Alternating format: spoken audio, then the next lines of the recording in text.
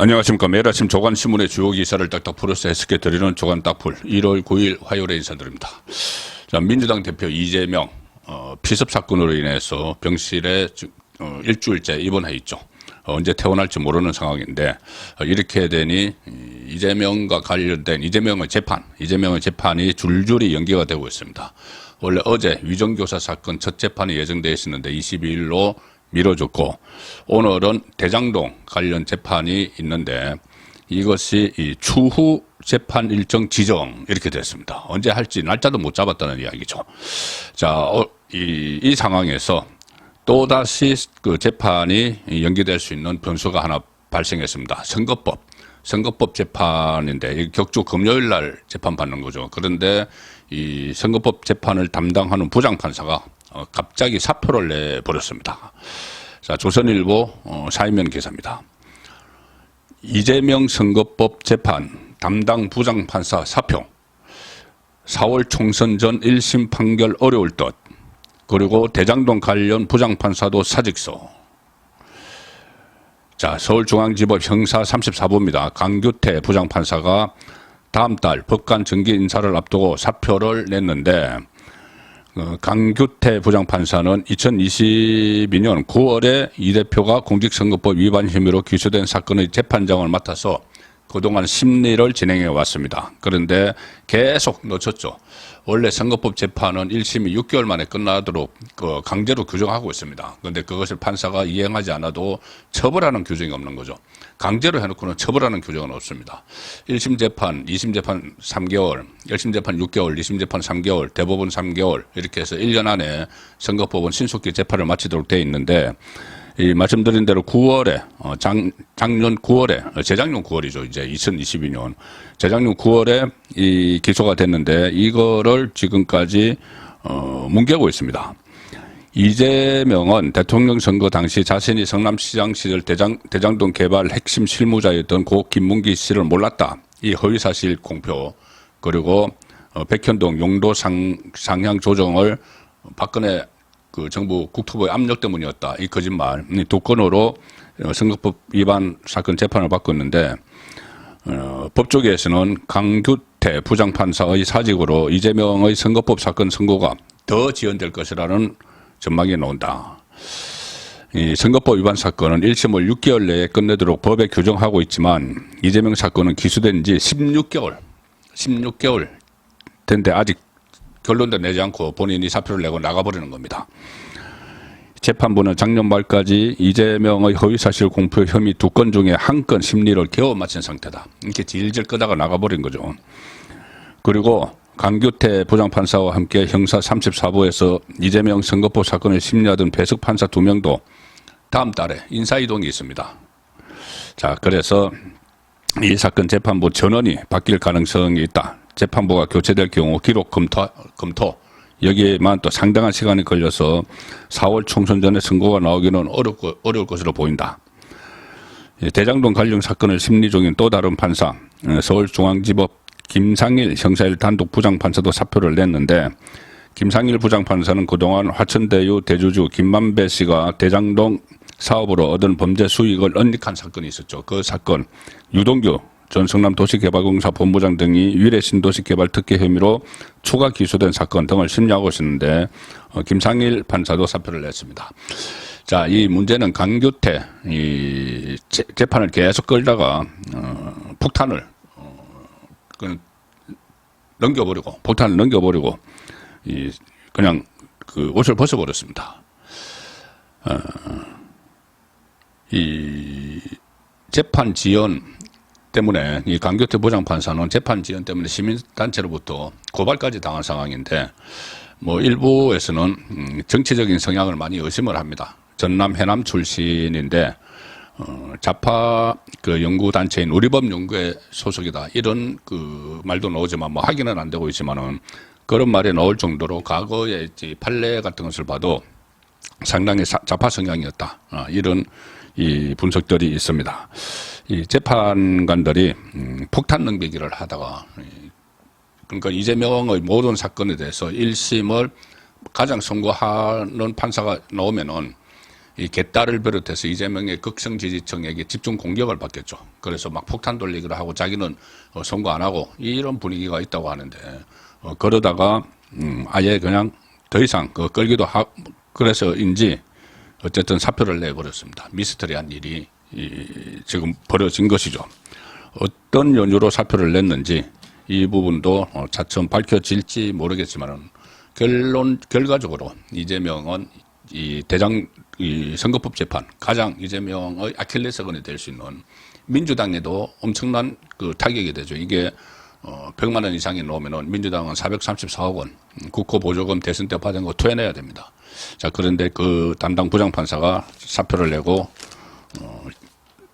사라지는 바람에 재판은 계속 지연될 수밖에 없는 그런 상황으로 가고 있습니다. 조금 전에 말씀드린 김상일 형사 1단독 부장판사도 사표를 냈다고 말씀드렸는데 김만배 씨 관련 사건을 또 재판을 심리를 하고 있었죠.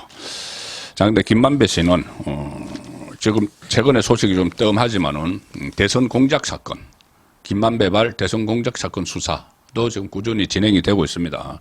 대장동 몸통 바꿔치기 공작이었죠. 뭐 조영 씨, 이게 대장동 대출 브로커, 윤석열 중수부 과장이 커피 한 잔 타주면서 사건을 무마시켰다. 이것을 거짓으로 꾸며낸 김만배 신앙님 인터뷰 내용에 대해서 허위 인터뷰 내용에 대해서도 수사가 진행되고 있는데 오늘 관련 기사가 2건이 나왔습니다. 자, 조선일보와 동아일보 사이명 기사입니다. 조선일보는 신학림 언론재단 조직도의 전현 언론 인사 포진, 그리고 동아일보 사이면은 대장동 관련 성남시 공산당 정원 김만배 개입 정황. 자, 신학림 언론재단 이야기는 뭐냐면은 그때 이야기가 나왔었죠. 허위 인터뷰가 보도되는 시점에 책 2권에 1억 6,500만 원, 쓴 책 한 권에 1억 6,500만 원을 주고 샀다. 그런 것이 있었는데 그와 함께 100억 원 규모 언론재단 설립이 논의가 됐다. 그런 말도 있었습니다. 그 언론재단을 만들어서 언론을 장악을 해서 대장동 사업에도 이익이 되게 하고 이재명 대통령 만드는데도 활용을 하는 그런 계획이었겠죠. 100억 원 규모 언론재단 설립이 구체적으로 추진된 정황을 지금 검찰이 포착을 했습니다. 언론재단과 김만배 신앙님 두 사람이 진행한 윤석열 대장동 대출 브로커 수사 무마 허위 인터뷰가 관련이 있다 이렇게 보고 있는데 검찰이 확보한 신앙님 씨 이 노트에서 언론재단의 조직도가 나와 있다는 겁니다. 전현 언론인들 전현 언론인들을 포진을 시키는 이사장 자리에는 신앙님 자기가 딱 돼 있고 그 밑에 자기 측근인 모 언론단체 소장을 포함해서 전현직 언론계에서 인사 10명 이내를 이렇게 놓은 형태다. 이 언론재단이 설립되지는 않았지만 구체적으로 추진이 됐다. 자, 그러면 왜 이렇게 언론을 장악을 하려고 했을까? 그 문제도 있죠. 동아일보 사이명 기사는 대장동 관련 성남시 공산당 정원 김만배 개입 정황, 이 이야기는 뭐냐면은 그때 하천대유 대표 이성문 씨가 이재명 재판에 정인으로 나와서 이재명에게 막 유리한 이야기들을 했죠. 무슨 이야기냐면은 이런 말씀 드리기 좀 뭐하지만 성남시가 공산당이라는 말까지 했다. 성남시가 대장동에서 5,503억 원 이익을 거의 확정적으로 확보했다고 봐야 한다. 이런 정언을 했죠. 그러니 이재명 시장이 있던 성남시가 공산당처럼 이 개발 이익을 자기들이 다 가져갔다. 이렇게 해서 이재명에게 유리한 정언을 한 거죠. 민간업자에게 빼돌렸다는 이 부분보다는 개발 이익을 가져갔다, 성남시가. 그래서 공산당처럼 성남시가 다 가져갔다. 이렇게 해서 이재명에게 유리한 발언을 정언을 했는데 그게 김만배가 개입해서 그렇게 말하라고 시켰다는 이야기입니다. 성남시가 공산당이냐는 정언의 배후에 화천대유 대주주 김만배 씨가 있는 정황을 검찰이 파악을 했습니다. 화천대유 대표 이성문 씨로부터 그런 김만배 씨가 개입을 했다는 진술을 확보를 했다는 거죠. 다른 대장동 업자들도 그때 이렇게 검찰에 진술을 했습니다. 김만배 씨가 이재명 대표를 공산당으로 지칭해야 외부에서 볼 때 문제가 없다고 했다. 이렇게 대장동 일당들도 진술을 했죠. 그러니까 성남시 공산당 이것은 이재명에게 유리하게 하도록 법정에서 유리한 판결을 이끌어내기 위해서 이 김만배가 개입해서 만들어냈다는 이야기입니다. 자, 이재명은 이 상황에서 병실 침묵을 지키고 있죠. 병실에서 침묵을 지키고 있는데 그 상황에서도 당은 쪼개지고 있습니다. 중앙일보 오명기사입니다. 이낙연 11일 탈당날 잡아 친명은 비명 지역구 자격 출마. 지금 친명이 있는 그 친명들이 비명계가 있는 가령 예를 들어서 서울 강북을 박용진, 항상 쓴소리를 많이 하죠. 민주당에서.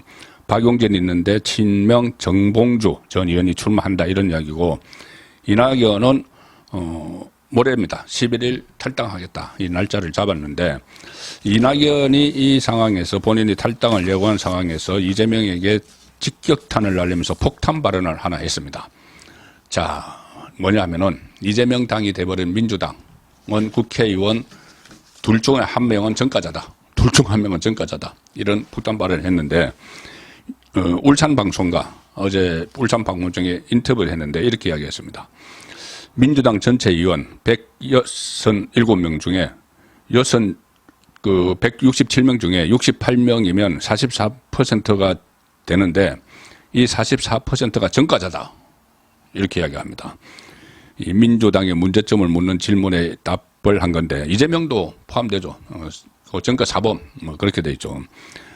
이낙연 전 대표는 다른 당보다 전과자 비율이 훨씬 높은데 이랬던 적은 없다. 그리고 정치인들이 국민 평균만큼이라도 깨끗하고 정직하고 비리를 저지르지 말고 거짓말 하지 말아 달라는 건데 그 정도는 해둘 수 있어야 되는데 죄의식이 무뎌져서 웬만한 죄는 지어도 뭉개고 간다. 그래서 국민들이 질리는 것이다. 이재명 여러 가지 재판 받고 있고 수사도 아직 남아있는 이재명에게 직격탄을 날린 것이죠. 당대표가 그러니 이 167명 중에 68명이 그 절반 가까운데 그 사람들이 전과자 아니냐, 전과자다 이런 이야기를 한 겁니다. 자, 이재명은 또 한동훈 비대위원장의 정치권 등판에 또 바짝 긴장을 하고 있죠. 좌파 진영에서는 그 한동훈 흠집내기에 지금 혈안이 돼 있는데 그렇게 하다가 헛발질을 해서 지금 역풍을 맞고 있는 일이 하나 발생했습니다. 자, 문화일보 기사를 소개해드리겠습니다. 문화일보 기사를 중심으로 소개해드리겠습니다. 문화일보는 석간신문이지만 인터넷판에서 오늘 아침에 이 상황을 자세하게 기사화했습니다. 문화일보 인터넷판 제목은 이겁니다. 한동훈 아동 학대범으로 몰고 간 짜깁기 동영상. 아이 얼굴 안 지우고 오히려 아동 학대. 자, 좌파 진영에서 한동훈 비대위원장을 아동 학대범으로 몰고 가기 위해서 동영상을 하나 짜깁기 해서 붙들었는데 이게 오히려 아동 학대다. 그런 행위 자체가 아동 학대다. 좌파 진영의 행위 자체가. 이런 일이 있었습니다. 어제 한 유튜브 채널에서 이런 영상을 내보냈습니다. 한동훈 위원장이 지난 4일에 충북 청주시 장애인 스포츠센터에서 열린 국민의힘 충북 도당 신년 인사회에 갔는데 거기서 한 어린이와 기념사진을 찍는 모습이 게재가 됐습니다. 그런데 그 영상을 보면은 한동훈 위원장이 어린이와 사진을 찍는 도중에 어떤 사람이 이런 팻말을 하나 이 어린이와 한동훈 장관 사이에 밀어넣습니다. 팻말 하나 밀어넣는데 그 팻말에 뭐라고 써있냐면은 한동훈 위원장님은 저의 큰 희망입니다. 한동훈 위원장님처럼 훌륭한 사람이 되고 싶습니다. 이재명처럼 되고 싶지 않습니다. 공부 잘하는 초등의 맹세입니다. 라고 적힌 팻말을 두 사람 사이에 밀어넣습니다. 그러니까 마치 그 어린 아이가 이 한동훈 장관에게 한동훈 장관님은 최고다. 이재명은 나쁜 사람이다. 이렇게 이야기하는 것 같은 팻말을 밀어넣었죠. 이것을 가지고 좌파 유튜브 채널에서 한동훈 위원장이 혐오성 피켓과 함께 어린이와 기념 촬영하는 아동 학대를 저질렀다. 아동 학대를 저질렀다. 이렇게 주장을 합니다. 주장을 하는데 이게 가짜라는 거죠. 당시 전후 맥락에 담긴 풀 영상을 보면은 실제 상황은 이 편집본과 정반대다.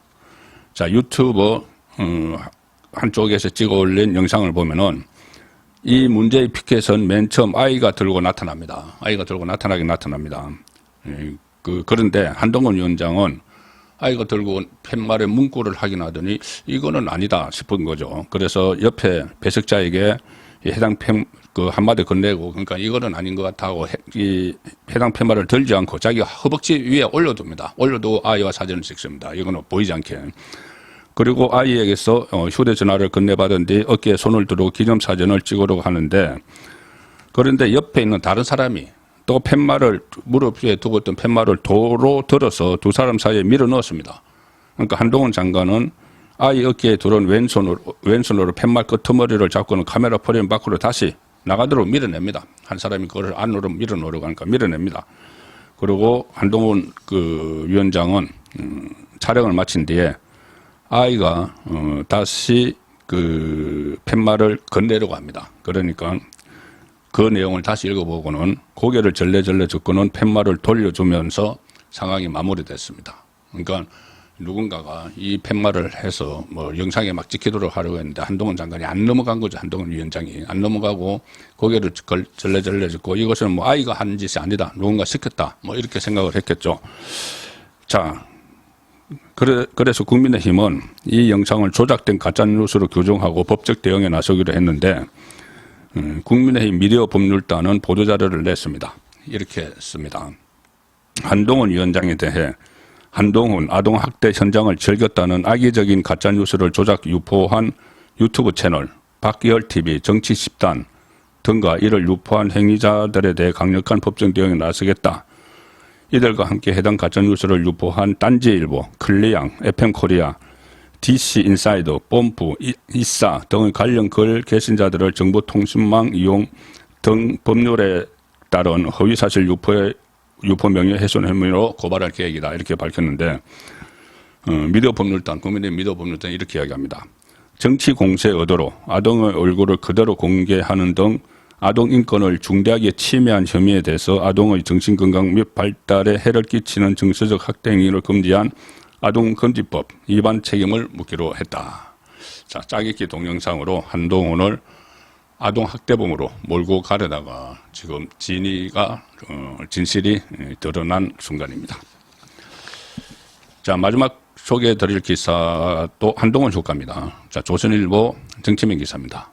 오선 중진 이상민 국민의힘 입당, 김웅원 여당 현역 의원 두 번째 불출마 선언, 이상민 국민의힘 원내 일당돼야 된다. 이렇게 어제 입당식에서 밝혔고, 김웅원 지금 여당은 민주적 정당이 아니다. 이렇게 하면서 총선 불출마를 선언을 했습니다. 본인이 마시던 우물물에 마지막 나가면서까지 침을 뱉고 나가는 그런 모습을 김웅이 보였습니다. 1월 9일 보내드린 조간 딱풀이었습니다.